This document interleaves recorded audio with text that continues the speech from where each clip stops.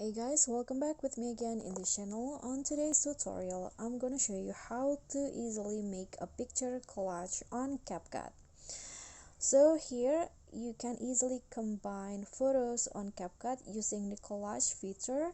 First, you need to click on the new project and select the pictures or photos that you want to combine.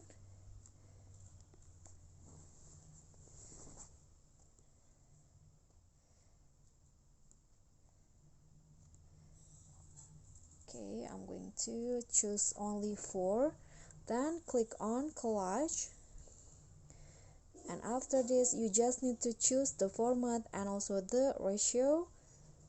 I'm going to go with this ratios right here, then click on continue, and after that you can just finish the editing by maybe adding some effects, text or audio that you want.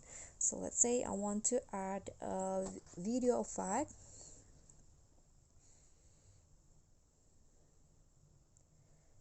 Okay, maybe I'm going to add this hexagonal spot.